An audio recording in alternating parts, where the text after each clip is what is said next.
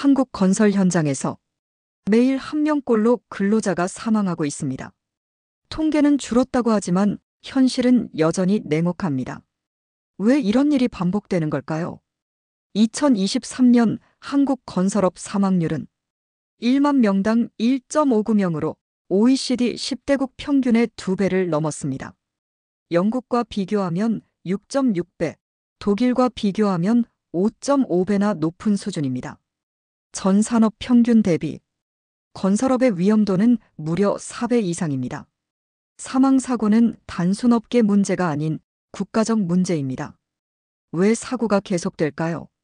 첫째, 저가 낙찰과 다단계 하도급 구조로 안전관리 예산이 줄어듭니다. 둘째, 고령 근로자와 외국인 근로자가 많아 체계적 안전교육과 관리가 어렵습니다. 셋째, 법적 안전규정이 존재하지만 현장에서 형식적으로만 지켜집니다. 사고 책임을 노동자에게 전가하는 문화도 문제입니다.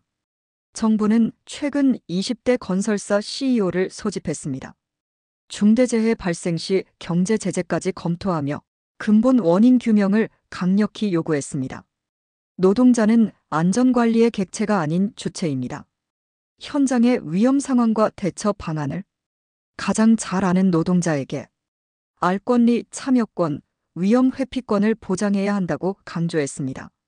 CEO들은 위험도가 높은 건설 현장의 특성과 어려움을 공유하며 안전센터 설립, 위험행위 금지 규정, 작업 열외권 제도 등 다양한 대응책을 소개했습니다. 실시간 안전 모니터링 시스템과 충격 완화 안전모 지급 확대 등 기술적 대응도 추진 중입니다. 중대재해처벌법은 5인 이상 사업장과 고위험 업종에 엄격히 적용됩니다. 사망자 1명, 장기 치료 부상자 2명 이상, 직업성 질병자 3명 이상 발생 시 경영 책임자는 최대 1년 징역 또는 1억 원 이하 벌금이 부과될 수 있습니다. 모든 안전조치와 교육, 점검은 문서화가 필수이며 말로만 지시한 사항은 인정되지 않습니다. 최근 산재 사망사고 여파로 공사가 중단되고 건설 일자리는 15개월째 감소 중입니다. 건설 투자 증가율 전망치는 마이너스 4%에서 마이너스 8%로 하향 조정되며 올해 경제 성장률에도 악영향이 우려됩니다.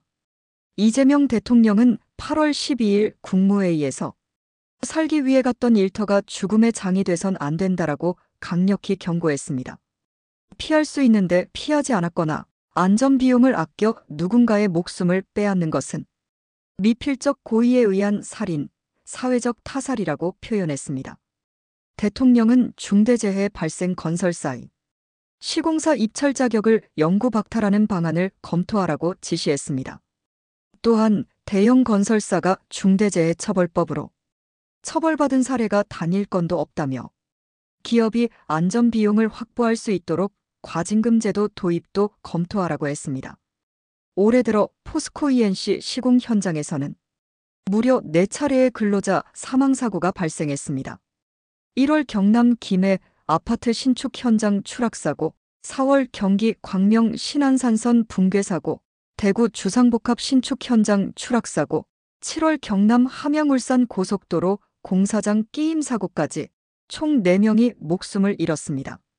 하지만 사고는 끊이지 않았습니다. 8월 4일 경기 광명 옥길동 고속도로 연장 공사 현장에서 미얀마 국적의 남성 근로자가 감전 추정 사고를 당했습니다. 이에 5일 포스코 ENC 대표가 사퇴했지만 업계와 국민적 파장은 여전히 큽니다. 대통령은 8월 6일 반복적 중대재해 사고가 발생한 포스코 ENC에 대해 건설면허 취소, 공공입찰 금지 등 가능한 법적 조치를 모두 검토하라고 지시했습니다.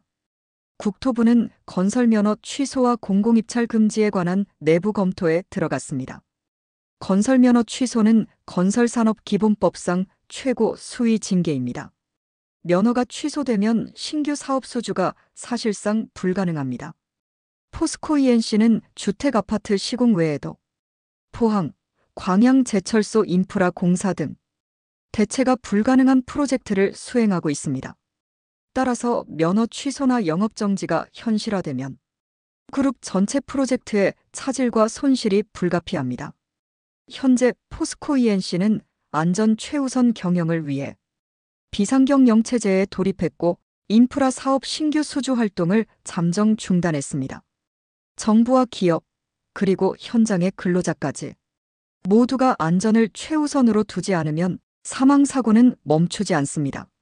사고를 막기 위한 제도적 장치와 현장의 안전 문화 개선이 더는 선택이 아닌 필수가 되었습니다.